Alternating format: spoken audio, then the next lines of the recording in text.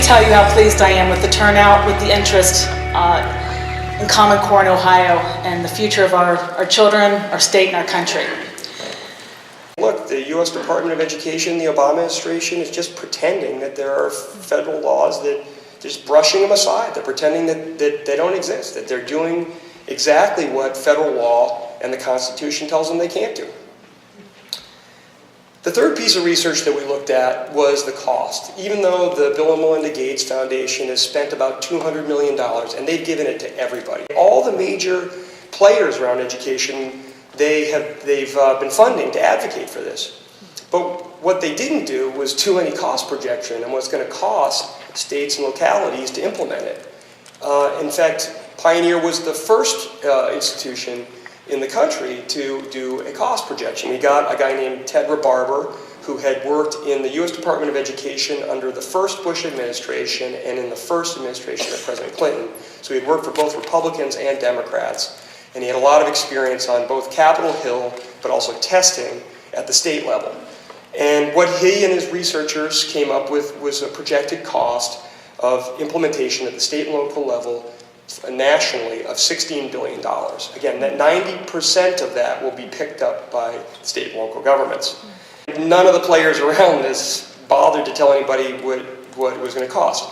After we released ours, the Fordham Institute, big Ohio player, they came out with their own cost analysis. The only problem for them, which was brought to light in a legislative hearing in Indiana by a state senator from rural Indiana, the Fordham Institute neglected to include the largest cost driver, which is the multi-year technology costs. So it was pretty embarrassing for them on the floor of the Senate to have to explain why they left out the biggest cost driver.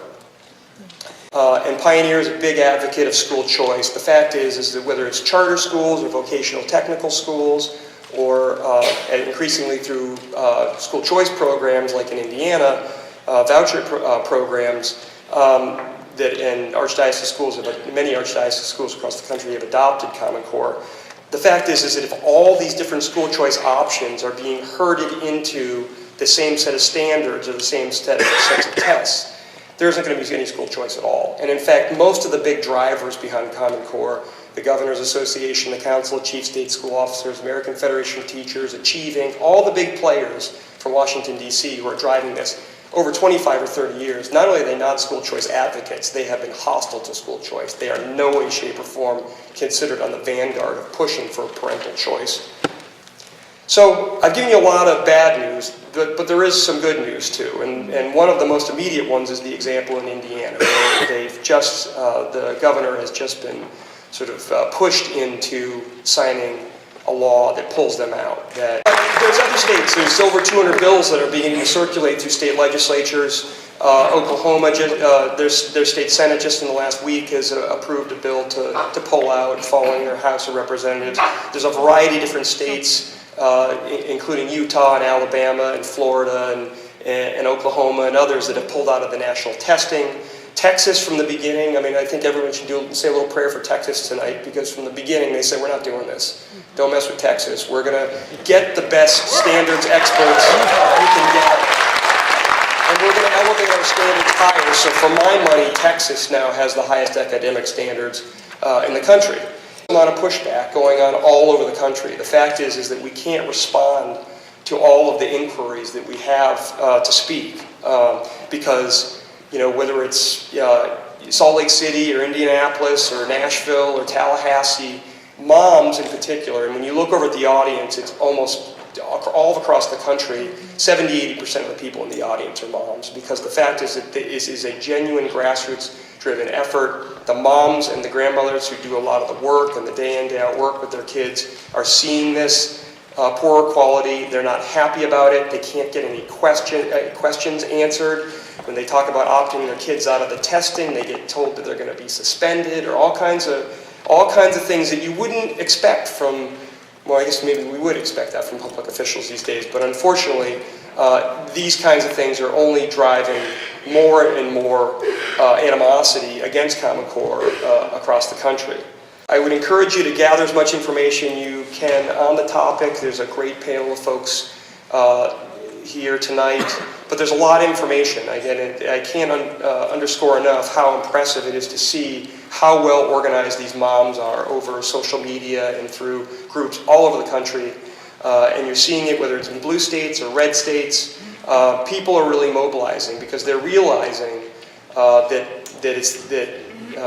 as bad as the Healthcare Act was, at least that was passed through Congress. At least it was validated by the U.S. Supreme Court. We may not like it, but Common Core never had any bills in Congress. There was never any national discussion. The people and parents were systematically bypassed, and state legislators were systematically bypassed. So again, thanks again. I appreciate it. Data collection. However, Common Core is part of a much larger scheme than that. To get the race to the top money, and y'all sold your souls for it, as did we in Georgia. I actually work in Georgia, the organization's in Washington. But you had to agree to adopt these standards, to adopt the national assessments that go along with the standards, and to build out your big databases, which had been in construction, under construction since the early 2000s. This predates the Obama administration. But so it's the Common Core. It's all connected. Someday we can track children from preschool to high school and from high school to college and college to career. We want to look at this. We want to see more states build comprehensive systems that track students from pre-K through college and then link student data to workforce data. Remember, this is a workforce development model. It is not an educational model. It is designed to build a workforce. We want to know whether Johnny participated in an early learning program and then completed college on time, and whether those things have any bearing on his earnings as an adult. To know this, what do we have to know? Everything about Johnny.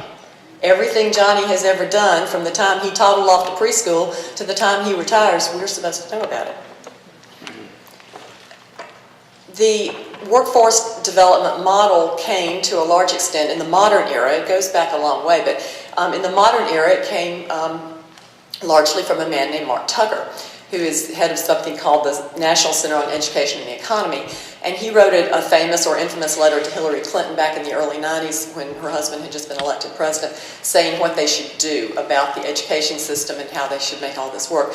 And he said, this is what we want to do. It should remold the entire American system for human resource development. Seamless system that goes through school, post-secondary education, and the workplace. So this is the idea. And of course, if you're going to do this, you have to have data. If you're going to be planning everything that starts when kids are very young, or even in Oregon prenatally, and follow them and track them all the way through the workforce, then you have to have the data. You have to have the technology. Now, how are the feds involved in this? Well, and Jamie alluded to this with the standards themselves. The stimulus bill, which was 2009, which was where they spent almost $1 trillion for no apparent effect, plus the Race to the Top program, both of those bills required the states to build out these data systems in order to get Race to the Top money, or in order to get, under the stimulus bill, something called the State Fiscal Stabilization Fund. And remember, this was a time of deep recession, and so the states were panicking, and they said, okay, well, we will do this, just tell us where to sign, and they signed. So to get that, they had to do this. Now, Common Core is part of this scheme. The data have to be built identically. The data systems have to be built identically, and we'll talk about that in a minute. And the data will go into the database. The Family Educational Rights and Privacy Act is the federal statute that supposedly governs student privacy. It was originally passed in 1974. And it did protect student privacy to some extent until 2 years ago in January, when the Obama administration gutted it by regulation, not by statute. They didn't get Congress to pass it. They passed a regulation, promulgated a regulation that gutted the statute. And now under FERPA, without getting into all the details of it, now under FERPA, you can, whether it's the Department of Education, U.S. Department, whether it's the State Department of Education, any of those people, they can share personally identifiable student data with literally anyone in the world as long as they say the right words. they have to say this is in connection with an audit or evaluation of an education program. I can make anything sound like it's an audit or evaluation of an education program. So they can share it with anybody. Parents will have no right to object because parents will not know that it is happening. The U.S. Department says that they're really not that interested in setting up a national database, but look at the things that they're doing. They are funding multiple initiatives to encourage interstate and interagency data sharing. In my view as a parent, if the Department of Education has some information on my child, it ought to stay there. It ought not be going to the Department of Labor. It ought not be going to Health and Human Services. It ought not, whether it's within the state or whether it's at the federal level. That's education data. It's supposed to be for education. But the U.S. Department is funding with our money all of these things, and I just picked out a few. I mean, there are dozens of these initiatives that they have. Workforce data quality is to share education data with labor data so that they can, of course, develop the workforce. Common education data standards is to get the states to all use the same data standards so they can share it. Digital passport is for kids who move across state lines. Assessment interoperability framework is so they can share things about assessments across state lines. Now, what kinds of data are we talking about? The National Education Data Model, which is connected with the U.S. Department of Education, recommends, it does not require yet, but it recommends the collection of over 400 data points on each child. I don't know how far Ohio is down that road. Some states have gone further than others. But these are some of the things that they want to put in a child's record. And obviously test scores, that sort of stuff. Disciplinary records, I like this, because remember, none of this is ever going away.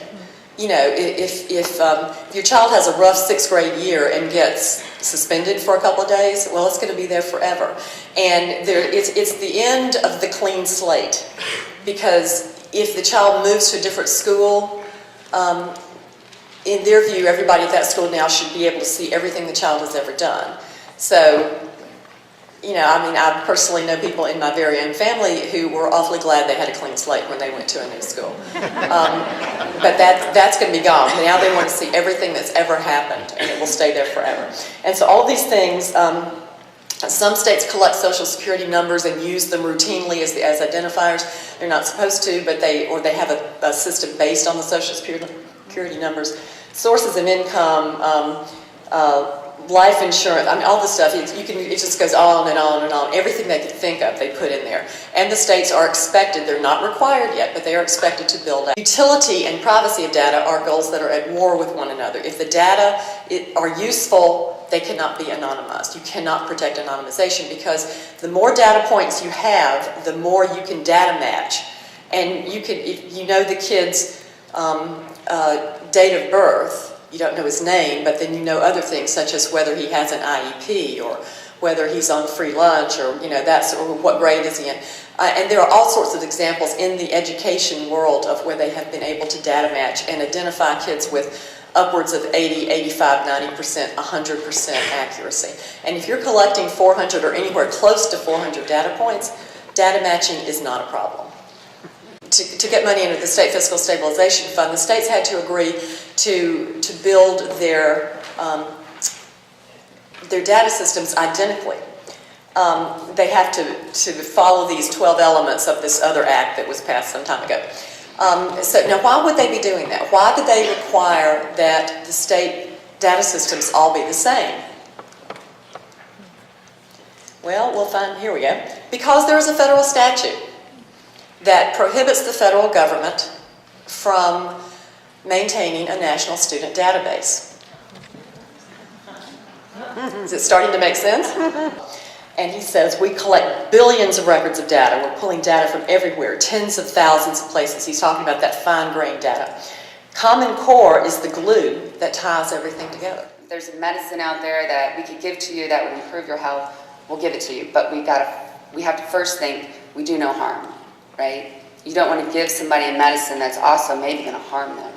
So when you look at standards, you want to be sure that the standards that you're putting forth for a nation of children are not going to do any harm.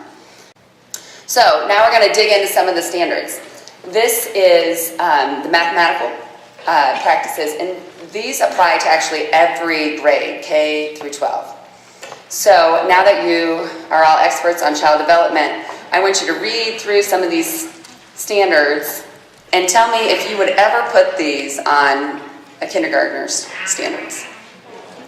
Look at number 2, reason abstractly and quantitatively. I like this, attend to precision.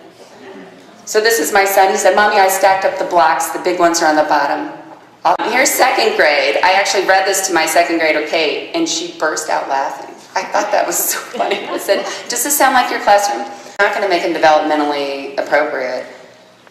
Please tell me they work, right? Please tell me that you piloted these, there's research behind them, you know.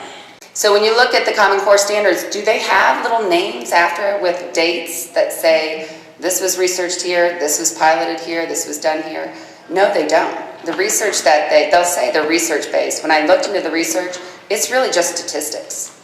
So what I think of a child's first day in kindergarten under Common Core is that it's really his first meeting with the Human Resource Department of the global economy workforce. He doesn't know it. His parents don't know it. He's in those boring orientations that you have to do to work at a company. This is what kindergarten looks like in a developmentally appropriate kindergarten. And that's it. Thank you very much. We need to know what's going on behind the curtain. From previous experience with testing and curriculum schemes, it's not hard to ascertain what the Common Core people are doing. They pretend to offer, at a price, access to the power of learning, but then they withhold that learning and they hoard the power. They first create a national panic with scary content jargon, with premature placement of difficult topics and exotic examples, with reminders that we're behind other countries. Never mind that our students fell behind because of previous worthless but expensive responses to the last panic attacks.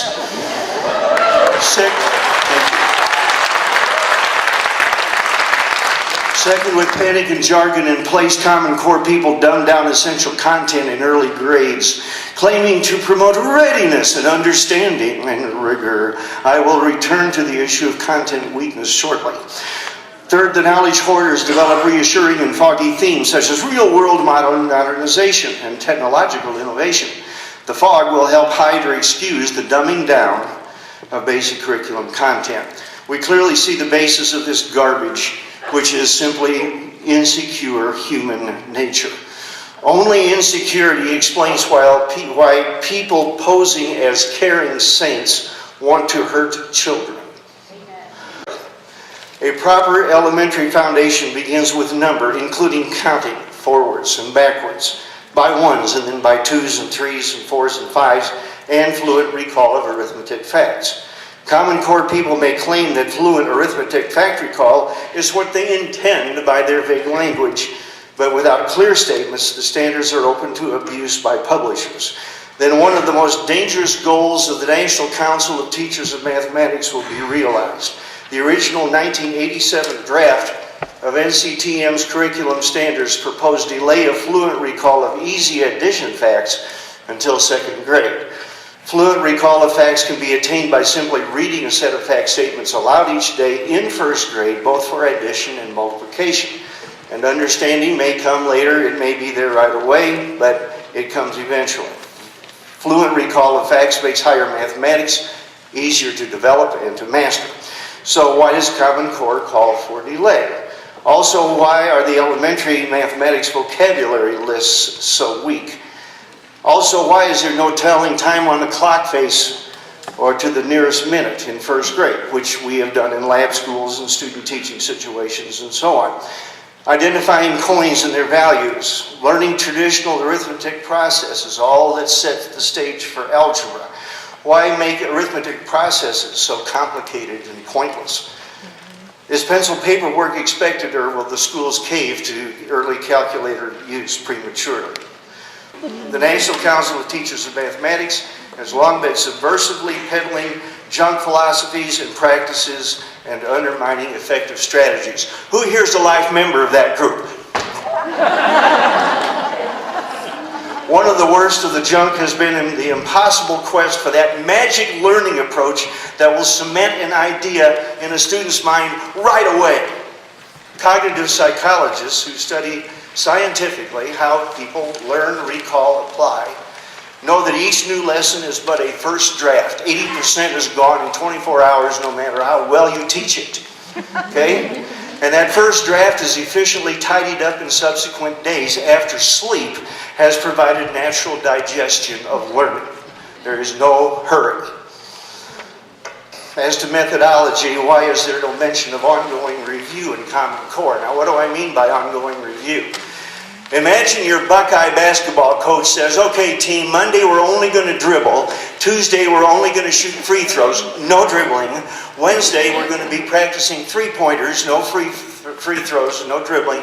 On Thursday we practice inbound plays, and then Friday we're going to play the University of Illinois.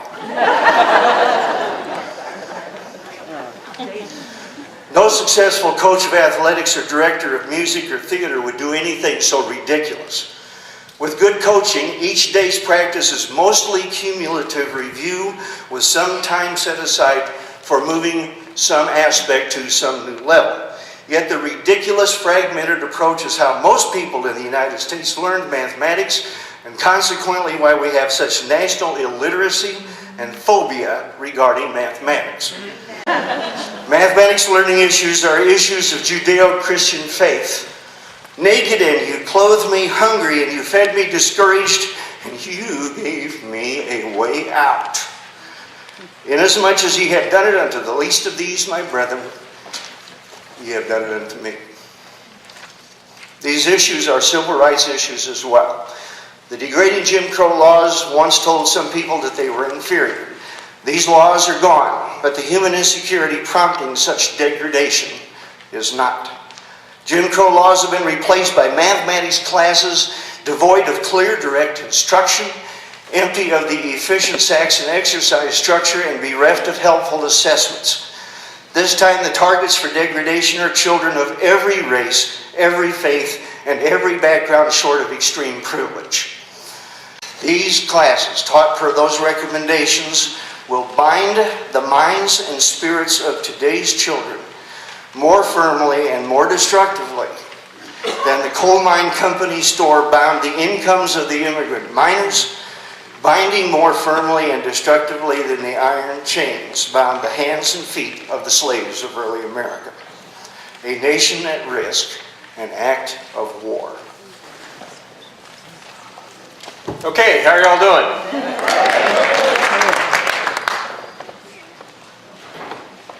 Okay, I can't resist. The grammarian in me wants to say that you're doing well. But if you're defeating the Common Core, you're doing good.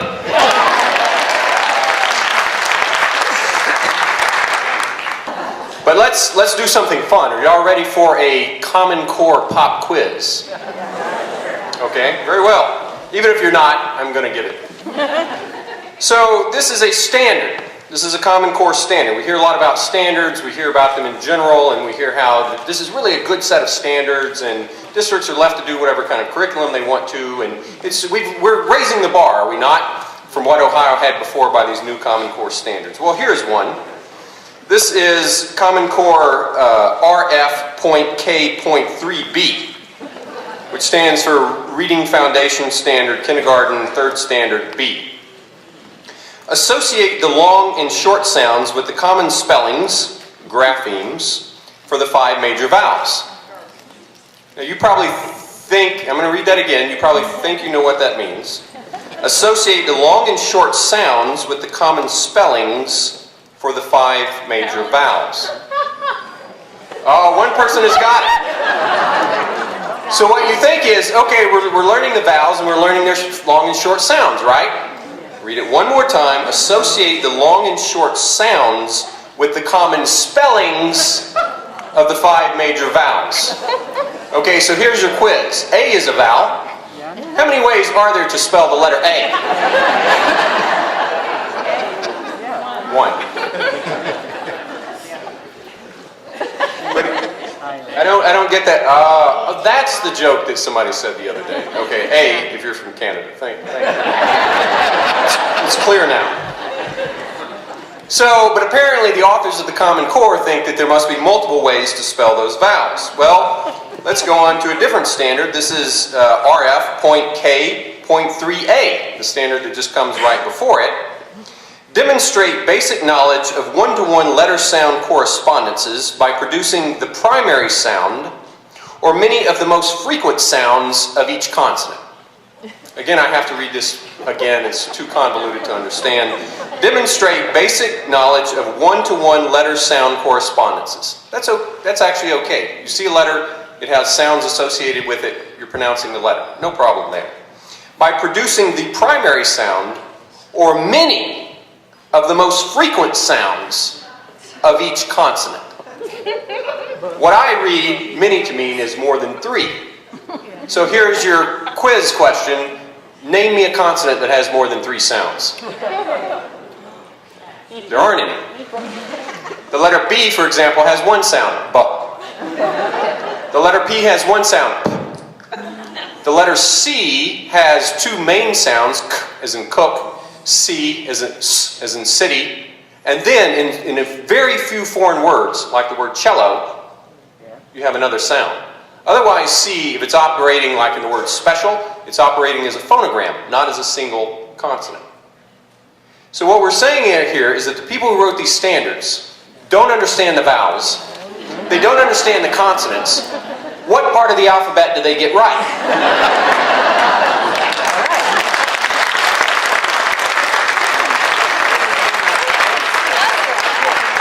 And if they mess up the alphabet, how many more things are they going to end up messing up in the Common Core standards? By the time you get into the upper school, what they're really doing is they're taking away literature from literature class. And so this is where I come up with the phrase, the authors of the Common Core are story killers. Because, and they say this is in the opening pages of the English standards. They don't come out and say, we're trying to take literature out of literature classes. Because that wouldn't be very popular.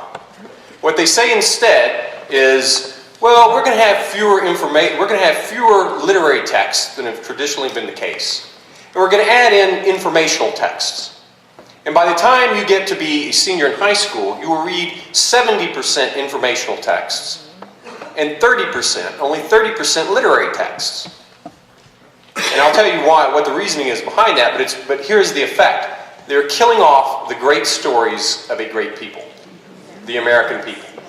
What you have to understand about stories is something that Plato taught us over 2,000 years ago. Whoever controls the stories of a society controls the society. It's called the narrative. Whoever writes the stories and is in charge of writing them gets to determine how the regime works. Whoever controls the language controls how the regime works. So when you take away our stories and feed us a bunch of schlock, you're up to something. And so what I hope to do tonight is just to work through the Common Core English standards to expose how ridiculous they are and to give you real evidence, because the other side's always saying, where is the evidence? To give you real evidence about what's going on so you can go out and fight this with your legislators and with your school board members, because these people are elected and they can be unelected. Okay, so here's what they do. Okay, I promised I was going to say something about Ronald Reagan. When you look in Appendix B, you find Ronald Reagan's name, giving a speech. And that's okay. It's okay to have a speech in a literature class because you're studying it as a genre of rhetoric. That's okay. If you were to have one of Ronald Reagan's speeches in your English class as a model speech, which one would you pick? Brandenburg Gate, Mr. Gorbachev, tear down this wall. Second choice, I think, would be his first inaugural. Some people want to go all the way back to 1964 and his time for choosing speech, but these are his top 3 speeches ever. Maybe fourth would be his farewell address.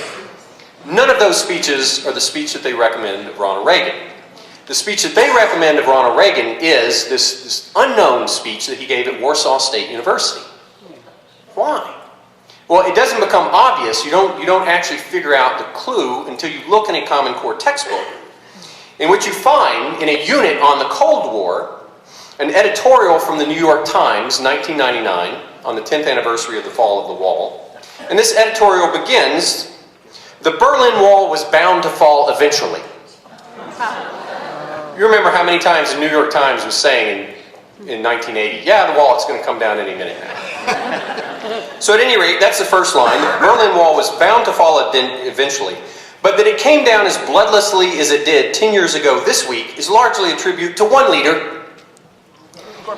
Today, Mikhail Gorbachev is a political pariah in Russia and increasingly forgotten in the West. But history will remember him generously for his crucial role in ending the Cold War and pulling back the Iron Curtain that Stalin drew across Europe in 1945. Reagan's name is not mentioned in this New York Times editorial, surprisingly. But 20 pages later, not in the unit on the Cold War, in which Reagan is never mentioned, you do have this obscure speech from Moscow State University, introduced with this in the textbook. So this is the editor's writing.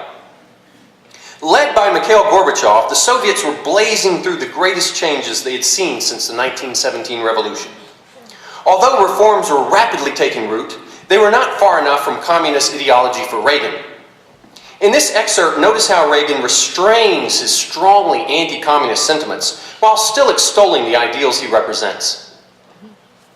So that's how you remember Reagan, right? Constantly restraining his strongly anti-communist sentiments and not getting in Gorbachev's way so that he could bring down the wall, which he was going to do anyway.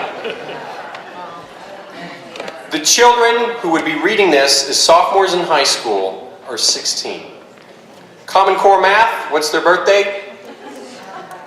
Okay, nobody gives me an answer. I think it's 1998. The point is, unless they've talked a lot to their parents or their grandparents, they don't know a thing about Reagan.